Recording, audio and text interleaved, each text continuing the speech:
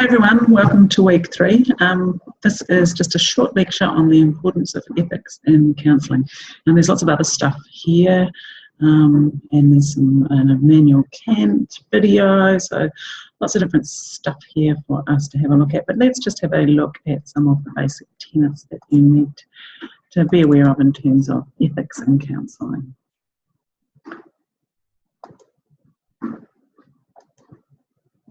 Okay, so this is lecture 3, and it's the importance of ethics in counselling. So first of all, what is ethics? Well, it's actually our kind of moral principles that help us to determine how we should behave.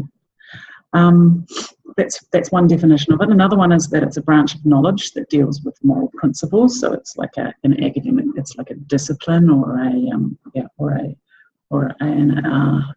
branch of knowledge.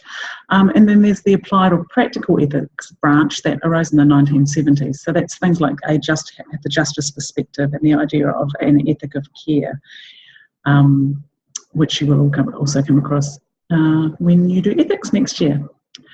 So here are some ethical principles that we'll have a quick look at. So autonomy and self-determination, that we will have a right to that other people shouldn't be controlling what we're doing, so we don't have things like slavery anymore.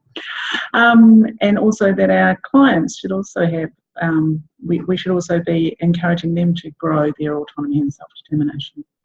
A second ethical principle is non-maleficence, which I'm sure you've heard of, and that's the idea that as counsellors in particular, we should do no harm. Beneficence is another one, which is about doing good, which is of course what you're here to do when you help people to work out their problems.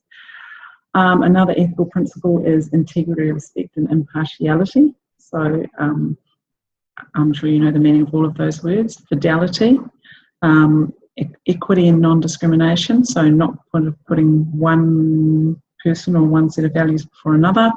Responsibility and the idea that we should be living a virtuous life. So what's a virtuous life? It means to have a good character. So what does that mean? So this is kind of the essence of what I am interested in us exploring a little bit more this week. So I'd like you to watch the video, which is also, there's a direct link, it's the yellow one in the Padlet, and about the categorical imperative.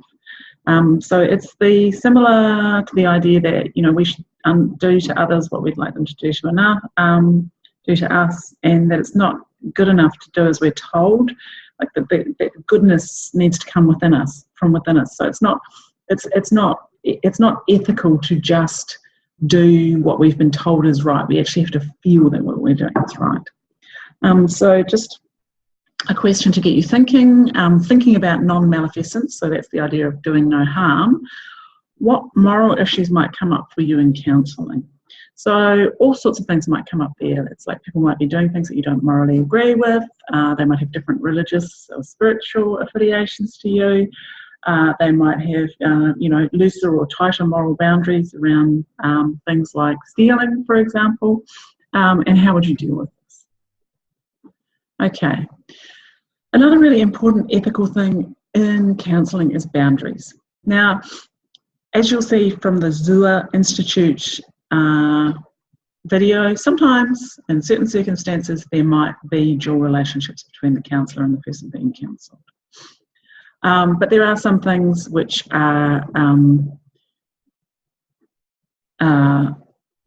seem to be kind of morally reprehensible, which is things like accepting money or favours in return for referrals, working with friends in a counselling environment, and even I think nowadays even working with two people that know each other can be it can be very difficult for the counsellor to hold those two things separately and to be neutral about both clients. So I think that's something to be thought about. Abuse of power, the fact that the counsellor-counsellee relationship is by its nature not necessarily equal, and so there's the potential to abuse that power in that situation. The idea of making our friends and our clients should be separate, and also that if we don't feel like we've got the skills if we know that we don't have the skills, or we feel like we're not getting anywhere with our clients, or if what they're dealing with is outside of our scope of expertise, for example, they might have an eating disorder, then it's very important to refer them. You don't always need to refer them, like if it was an eating disorder, for example, we might refer them to a specialist in that area and keep seeing them ourselves. But sometimes if we don't have expertise in trauma, for example, and we know that our client is experiencing trauma, then we would need to refer them on to someone who had the particular expertise. So there's the Zua Institute video, which I've also uploaded.